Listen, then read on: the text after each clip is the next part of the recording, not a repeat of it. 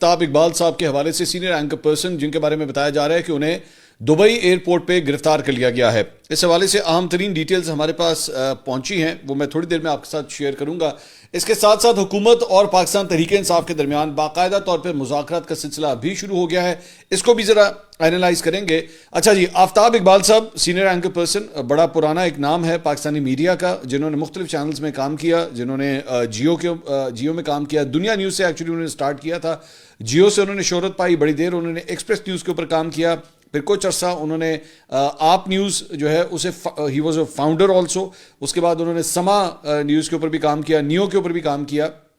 लेकिन पिछले चंद महीनों से उन्हें ऑफर कर दिया गया हुआ था और उसके बाद समा से उन्होंने अलहदगी इख्तियार कर ली थी और अपना यूट्यूब चैनल वो चला रहे थे। आफ्ताब इकबाल साहब को पाकिस्तान छोड़े हुए अब काफ़ी अरसा हो चुका है। वो दुबई शिफ्ट हो गए थे, दुबई से उनको गोल्डन वीज़ा मिला था और उसी बुनियाद पे वो अपना यूट्यूब चैनल भी जो है वो वहीं से चला रहे थे और प्रोडक्शन के हवाले से बिल्कुल उसी तरह का कंटेंट जो है वो दुबई से प्रोड्यूस कर रहे थे। आफ्ताब साहब जो हैं वो आज से चंद हफ्ते पहले मेरी इतलात के मुताबिक जो मुझे खबर मिली वो यूके गए थे और वहाँ पे उनकी एक साहबजादी की ग्रेजुएशन सेरेमनी थी जिसमें वो अपनी अहलिया के साथ शिरकत करने के लिए वहाँ पे गए थे। और वहाँ पे इस दौरान उन्होंने ऑक्सफोर्ड यूनिवर्सिटी से भी एक तकरीब में उन्होंने शिरकत की, कुछ और निजी जो तकारीब थी उसमें भी उन्होंने शिरकत की, एक आधा शो भी मैं देख रहा था वो भी उन्होंने अटेंड किया वहाँ पे। तो और अपने जो ख्यालात थे उसका वो इजहार वहाँ पे भी करते थे। आफ्ताब साहब के बारे में मैं आपको ये ज़रूर बता दूं कि जब से ये जो नई हुकूमत आई है तब से लेकर अब तक, बल्कि नई से मुराद इमरान खान साहब की हुकूमत गई और उसके बाद पीडीएम की जो गवर्नमेंट आई, तब से लेकर अब तक जो है आफ्ताब साहब के ऊपर मुख्तलिफ किस्म की पाबंदियां जो हैं वो लग रही थी और बड़ा मुश्किल वक्त जो है वो गुजार रहे थे और इसी वजह से अल्टीमेटली वो पाकिस्तान छोड़ के चले गए और मुत्तहिदा अरब अमारात के अंदर जो है वो क़याम पज़ीर कर रहे थे। उन्होंने रिसेंटली अलबत्ता कहीं पे बातचीत करते हुए कहा था कि वो अनकरीब पाकिस्तान वापस आना चाह रहे हैं। जारी बात है ये उन्होंने हतमी तौर पे उसकी बात नहीं की थी, लेकिन आज उनके जो भाई हैं जुनैद इकबाल साहब, उन्होंने ये ट्वीट किया, वो ट्वीट मैं आपके साथ शेयर कर देता हूँ। उन्होंने कहा, माई eldest brother Aftab Iqbal was detained eight Dubai airport yesterday night and he is nowhere to be seen ever since. I am writing down with utmost concern that my eldest brother Aftab Iqbal, senior journalist having passport number flan flan flan, was travelling back to UAE from Manchester, UK yesterday, 22nd of December, via Qatar Airways flight number flan flan flan. On arrival at Dubai airport, he was stopped and detained here without assigning any reason. We have not yet got wind of him ever since. Being protector of our community, you are requested to please take up the matter and let us have his safe exit from the airport, enabling him to meet his family. Thanks. अच्छा, अब ये जुनैद साहब ने जो उनके भाई हैं जो ये सारी डिटेल्स लिखी हैं, थोड़ा सा मेरे भी उनके एक फैमिली मेम्बर से मेरी बात हुई जिन्होंने कुछ डिटेल्स मेरे साथ शेयर की हैं। उन्होंने कहा कि जब ये लोग एयरपोर्ट पे इन्होंने लैंड किया है तो उनकी अहलिया उनके साथ थी और लाइन के अंदर जो है वो आफ्ताब साहब की जो वाइफ हैं वो आगे थी। तो जब उन्होंने अपना पासपोर्ट वहाँ पे स्कैन किया मशीन के अंदर, क्योंकि वो मशीन रीडेबल पासपोर्ट थे, वहाँ पे उन्होंने जब स्कैन किया तो उनको जो है वो गो हेड मिल गया। आफ्ताब साहब जो है वो पीछे उनके खड़े हुए थे, तो जाहिर बात है इन्होंने क्रॉस कर ली वो इमिग्रेशन की का जो काउंटर था। उसके बाद आफ्ताब साहब ने जब उसे क्रॉस किया तो उस मशीन ने उसे एक्सेप्ट नहीं किया और उसके बाद उन्होंने जो है वो उनकी वाइफ ने दूसरी साइड से कहा कि आप दूसरी मशीन के ऊपर जाके ट्राई करें। आफ्ताब साहब ने उसके बाद दूसरी मशीन के ऊपर जाके जो है वो अपना पासपोर्ट वहाँ पे स्कैन करवाया, वहाँ से भी जो है उसे एक्सेप्ट नहीं किया। तो एक ऑफिसर ने उनको इशारा किया कि जी वो इमिग्रेशन का दफ्तर है, आप उधर चले जाएं। तो अब इनकी वाइफ जो है वो ऑलरेडी इमिग्रेशन के काउंटर को क्रॉस कर चुकी हुई थी और आफ्ताब साहब जो हैं वो इमिग्रेशन के दफ्तर की तरफ गए और ये आखिरी मोमेंट है जब आफ्ताब साहब की वाइफ ने आफ्ताब इकबाल साहब को वहाँ पे देखा है। और तब से लेकर अब तक, अब तकरीबन जब ये मैं वीडियो रिकॉर्ड कर रहा हूँ तकरीबन 19 घंटे हो चुके हैं, तब से लेकर अब तक आफ्ताब इकबाल साहब के बारे में किसी को कुछ नहीं पता कि वो कहाँ पे हैं। अच्छा, अब इसमें जो मेरे उनकी फैमिली मेम्बर से मेरी बात हुई, उन्होंने मुझे 2-3 सिनेरियोज उन्होंने बताया कि जी हमने इसके ऊपर भी काम किया। एक ये कि क्या दुबई की अथॉरिटीज़ ने उनको अरेस्ट कर लिया है, अरेस्ट शो किया है। उन्होंने कहा कि जी हमने जब अथॉरिटीज़ से रब्ता किया, चाहे वो इमिग्रेशन हो या वहाँ दुबई की पुलिस हो, किसी ने हमें उनकी गिरफ्तारी के बारे में कंफर्मेशन नहीं दी है कि जी उन्हें बाकायदा तौर पे गिरफ्तार कर लिया गया है। तो वो अभी तक टेक्निकली स्पीकिंग लापता हैं अगर आप ये देखें तो। लेकिन जाहिर बात है अगर आपने दुबई पे लैंड किया तो ये तो नहीं हो सकता कि आप वहाँ से गायब हो जाएं। अभी आपने इमिग्रेशन का काउंटर ही क्रॉस नहीं किया, ये जो कुछ भी हुआ है उससे पहले हुआ है। اچھا دوسری بات یہ کہ ان کے ظاہری بات ہے، میں نے آپ کو پتہ نہیں یہ بات بتائی کہ نہیں، کہ ان کو گولڈن ویزا ملا ہوا ہے یو اے ای کی گورنمنٹ سے، ان کو گولڈن ویزا سائن ہوا ہوا ہے. تو وہ اس لیے کیونکہ وہ وہاں پہ اپنی کاروباری سرگرمیاں بھی جو ہے وہاں پہ سر انجام دے رہے تھے. تو جب آپ کو گولڈن ویزا ملتا ہے تو پھر وہاں کا کوئی لوکل جو ہوتا ہے وہ بھی آپ کے ساتھ اٹیچڈ ہوتا ہے. تو آفتاب اقبال صاحب کے ساتھ بھی جو ہے وہ کوئی یو اے ای کا لوکل جو ہے وہ کوئی اٹیچ تھا. ان کی فیملی نے جب اس سے رابطہ کیا تو اس نے کہا کہ جی مجھے بھی اب تک ظاہری بات ہے، اگر آپ کسی کے گارنٹر ہیں اور وہ اسے گرفتار کیا جائے یا کچھ بھی ہو تو اس کا جو ضمانتی ہوتا ہے تو اسے بتایا جاتا ہے کہ جی آپ نے جس بندے کی گارنٹی دی تھی اسے گرفتار کر لیا گیا ہے. تو اس نے کہا کہ جی مجھے بھی کوئی اطلاع نہیں ہے، مجھے اتھارٹیز نے کسی قسم کا کوئی رابطہ نہیں کیا ہے، تو میرے پاس کوئی انفارمیشن نہیں ہے.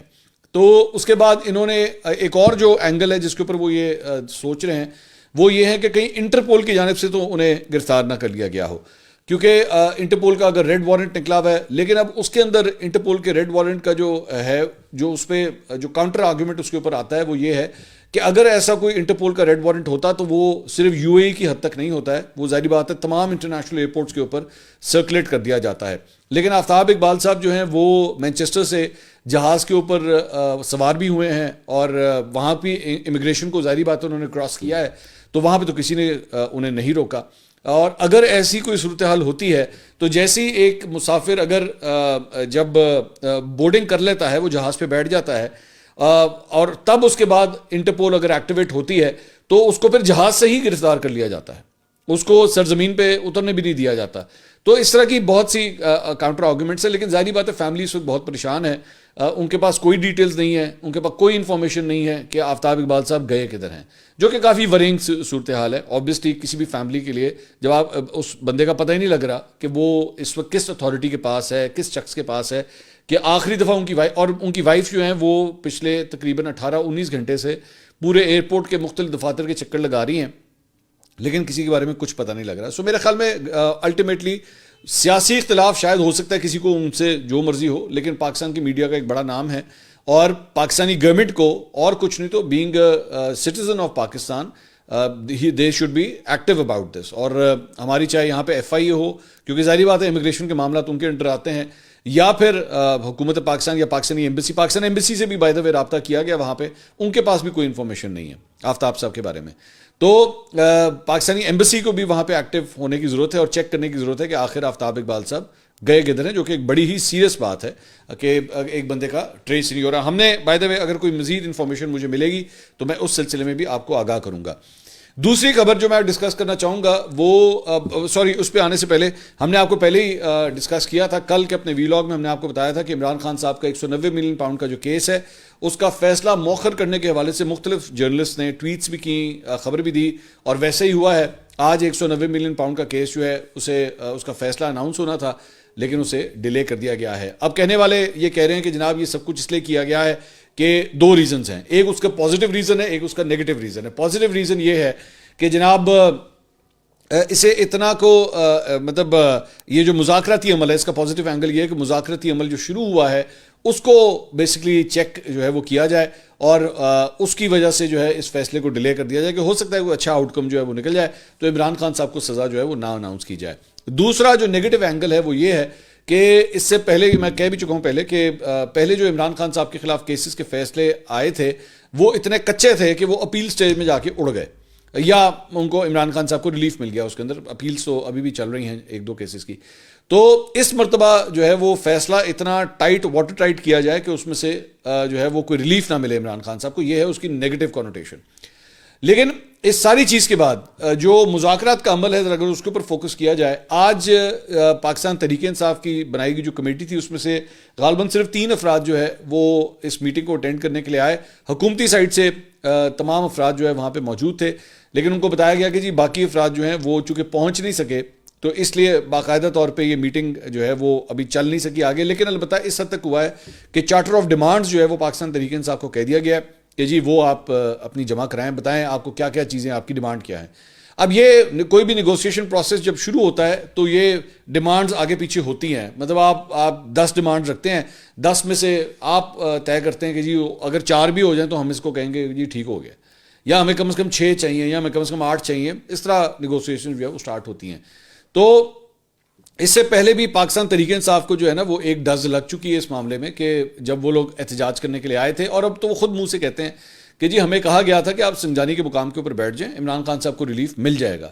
لیکن اس وقت انہوں نے فیصلہ کیا کہ نہیں جی ہم تو نہیں بیٹھیں گے، کسی صورت نہیں بیٹھیں گے، ہم ڈی چوک کی طرف جائیں گے، اور وہ ڈی چوک چلے گئے، اور اس کے بعد جو ہے وہ عمران خان صاحب کے لیے کوئی بھی ریلیف جو ہے وہ لینے میں وہ ناکام رہے۔ اب اس ساری سچویشن کے اندر جب اب اس نیگوسیشن پروسیس کو شروع کریں گے تو یہ امید کر رہے ہیں کہ ہو سکتا ہے اب ہمیں عمران خان صاحب کے لیے کوئی ریلیف مل سکے، لیکن 5-6 مختلف چیزیں ہیں جو میں آپ کے سامنے رکھنا چاہوں گا جو میرا خیال میں اس نیگوسیشن کے پروسیس کے آگے سپیڈ بریکرز کا کردار ادا کریں گے۔ For example point number 1،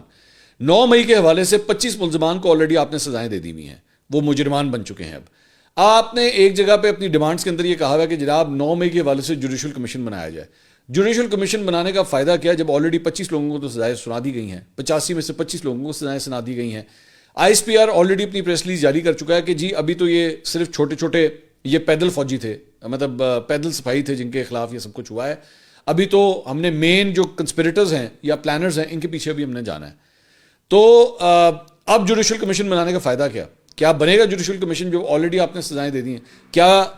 Pakistan کی افواج یا پاکستان کی اسٹیبلشمنٹ جو ہے وہ یہ برداشت کرے گی کہ جناب آلریڈی آپ نے سزائیں سنا دی، بعد میں جوڈیشل کمیشن بنے اور جوڈیشل کمیشن کوئی فائنڈنگز دے تو وہ فائنڈنگز ہوں جو فوج کی اناؤنس کی ہوئی سزاؤں کے خلاف ہو؟ یہ ممکن نہیں ہے نا، یہ سمجھ نہیں آتی بات کی کہ پاسبل کس طرح ہوگا۔ میچ کا فیصلہ تو ہو چکا ہے، میچ کا فیصلہ اناؤنس ہونا شروع ہو چکا ہے، اب آپ کس طرح بیٹھ کے اس کو ڈیٹیکٹ کریں گے کہ جناب وہ فلاں چیز جو امپائر نے ڈیسیجن غلط دیا یا صحیح دیا، وہ ایک ڈیفرنٹ ڈیبیٹ ہے، لیکن آپ اسے ری اسیس کر کے کس طرح آپ اس کو ری اسیس کریں گے؟ فیصلہ تو جو میچ کا ہو جاتا ہے وہ ہو جاتا ہے، وہ لاک ہو جاتا ہے، یہ ایک روڈ بلاک جو ہے وہ بیچ میں آئے گا، ایک چیز۔ دوسرا پوائنٹ نمبر 2، میری نظر میں اس نیگوسیشن کا جو سب سے اہم اور میرے خیال میں سب سے میجر پوائنٹ ہے وہ ہے عمران خان صاحب کی رہائی، کہ جی عمران خان کو رہا کرو، باقیوں کو تو کرو ہی کرو، ڈاکٹر یاسمین راشد، میاں محمود الرشید، اعجاز چودھری، ان سب کے نام، عمر چیمہ صاحب، ان سب کے نام تو ہیں ہی، عمران خان کو رہا کرو۔ اب سوال یہ ہے کہ حکومت جو ہے وہ عمران خان کی رہائی کی گارنٹی کون دے گا؟ سب سے بڑا سوال یہ ہے، اور گارنٹی حکومت کو کیا چاہیے ہوگی کہ جناب ہم جو ہے وہ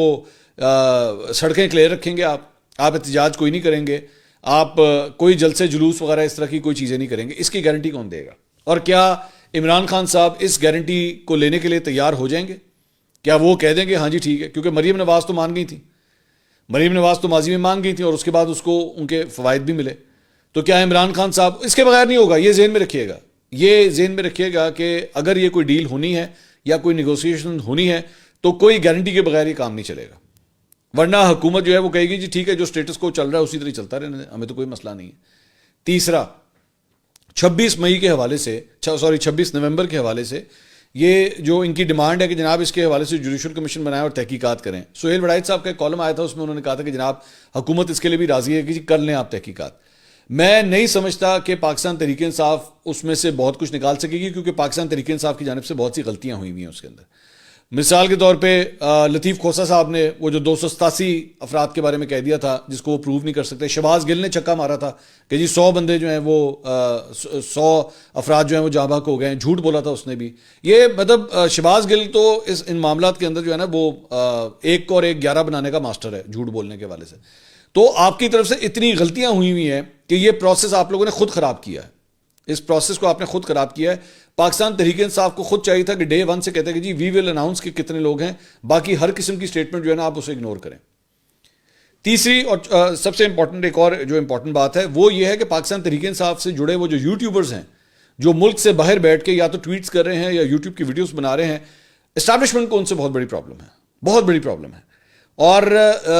پاکستان تحریک انصاف کو نا وہ اپنا وہ والا حصہ جو ہے نا وہ قربان کرنا پڑے گا۔